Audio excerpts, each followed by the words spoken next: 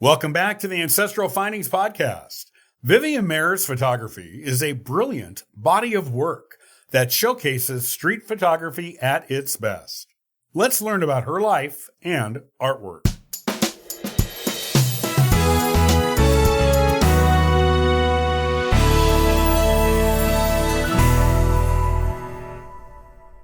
Much of Vivian Maier's life is shrouded in mystery. What we do know of her paints a picture of diversity and unique thinking that led to some of the world's finest street photography. Hers is a tale of a lifetime creating photographs that led to a posthumous discovery. The details of her life are every bit as fascinating as her photography. The life of Vivian Maier. Vivian Maier's life is something of a mystery, with quite a few unanswered questions surrounding her. We know she was born in New York City in 1926, and she was of French and Austrian descent. Her mother was French, Maria Justine. Her father was Austrian, Charles Maier, though he sometimes went by the name Wilhelm. Throughout her childhood, Maier spent a lot of time bouncing around between countries. At times, she lived in the U.S., and at other times, she and her mother retreated to a French alpine village, Saint-Bonnet-en-Champsaur, which was close to where her mother's relatives lived. As to Maier's father, he separated from the family sometime during or before 1930, though no one knows the reasons for this. Census records, however, show that Maier's family had a new head of the household by 1930. This would have been Jean Bertrand, who was a successful photographer and who knew Gertrude Vanderbilt Whitney, the founder of the Whitney Museum of American Art. With all of this, one could say that Maier was born with photography in her blood. She was exposed to it from a very young age. No one knows for sure, but this could have been a big part of what drove her to become a photographer later in life. Several years later, in 1935, Maier was back in New York, and census records show that her father was back with the family. By this time, she had a sibling too, Charles Jr., who would have been Maria and Charles's son. Though Maier had early photographic influences, she never was a career photographer. Instead, her life's work mostly involved caretaking. By 1951, when she was 25 years old, Maier was back in New York, having recently returned from France. At this point, she was working in a sweatshop. From there, she moved to Chicago's North Shore, where she became a nanny. She'd continue in this position for 40 years. Her first 17 years in Chicago saw her working for two different families. Between 1956 and 1972, she was with the Ginsburg family, and between 1967 and 1973, the Raymonds. This is perhaps the most fascinating part of Maier's history because depending on the source, it seems some of the families Maier worked for truly loved her. The Ginsburgs went so far as to compare Maier to a famous movie icon. She was like a real, live Mary Poppins. Others, though, were a bit more conflicted. One of the interesting things about Maier is that she often presented herself very differently to different people. Some found her warm, welcoming, positive, and inspiring, while to others, she came across as intimidating or frightening. Maier would even go so far as to use different names, accents, or tell different stories about her life. During her time as a nanny, Maier's clients characterized her as a very private person, someone who would spend her days off roaming the streets of Chicago. This was where the photography happened. Whenever Maier had the chance, she was out and about, often with a Rolleiflex camera. One quote from this period in her life sums up Maier succinctly. This comes from John Maloof, who curates some of Maier's photography. She was a socialist, a feminist, a movie critic, and a tell-it-like-it-is type of person. She learned English by going to theaters, which she loved. She was constantly taking pictures, which she didn't show anyone. Vivian Maier's rise to prominence.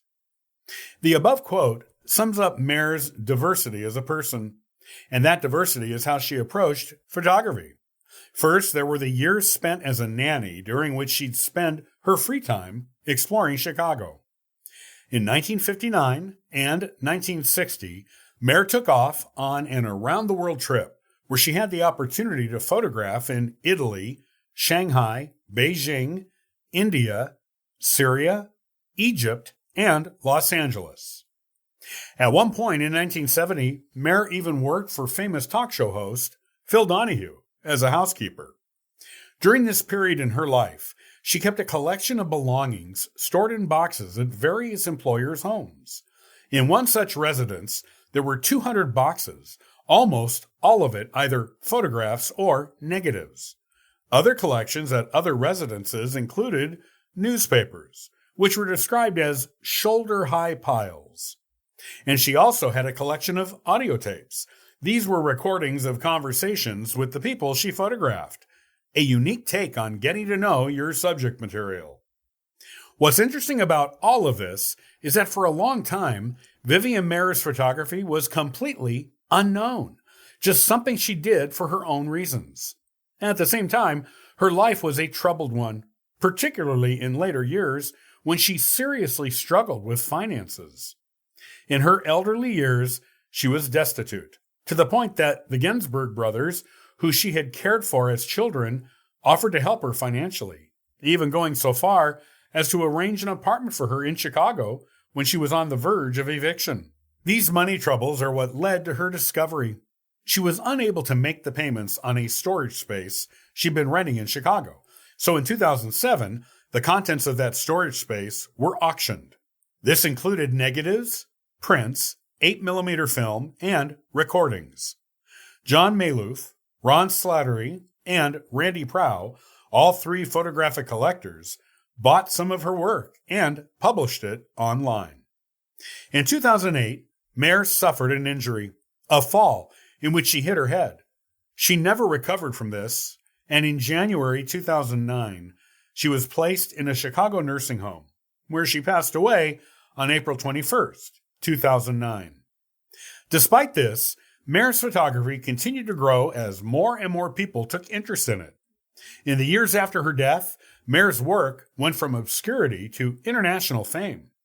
By 2010, Jeffrey Goldstein, a prominent art collector, purchased some of the collection. Over the years, he added on to his collection of Maier prints and negatives, and in December 2014, he sold the collection to Toronto's Stephen Bulger Gallery. Today, the bulk of Maier's work is owned by John Maloof, one of the original buyers, and who now runs what is called the Maloof Collection. Estimates say he has at least 90% of Maier's total body of work, which includes not only prints, but recordings, rolls of film, movies, and more. Currently, ownership of Maier's work is under legal challenge, too. Lawyer David C. Deal argues that Maier's heirs, which include a cousin in France, own the copyrights to Maier's work, and thus are entitled to a portion of the proceeds from the sale of her work. The photography of Vivian Maier. Maier's photography is what's known as street photography. It's a photographic genre that strives to depict everyday life as people go on about their business, usually made up of intimate, candid shots as if to show people in their undisturbed habitat. This is especially true of Maier's work. When you look through what she produced, you'll see a few common themes. Wealthy people dressed in finery abound, and they stand as an interesting contrast to people from other groups and classes. There are also plenty of images showing children getting dirty as they play, laborers at work, or unfortunate members of society doing what is needed to get through the day. Architecture is another prominent theme, often buildings in various stages of demolition. What's most striking about Maier's portfolio is the dynamism. In studying Maier's work, it's immediately apparent that she had a gift for capturing life as it really is. One image after the next, they are all incredibly natural and gripping, as if Maier was no more than an observer. This is street photography at its finest, an honest documentation of all walks of life without the interference of the photographer. Truly, Vivian Maier's work is an inspiration for all of us. She had an incredibly keen photographic eye, one capable of seeing in ways most of us don't often see as we go about our day-to-day business.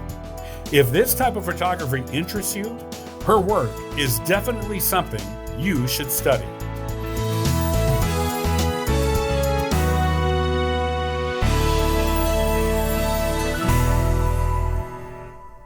Many thanks for listening and following the Ancestral Findings podcast. Visit ancestralfindings.com to download a free genealogy ebook, inquire about a free genealogy lookup, and register for the weekly historical postcard giveaway. I hope you have a wonderful day and happy searching.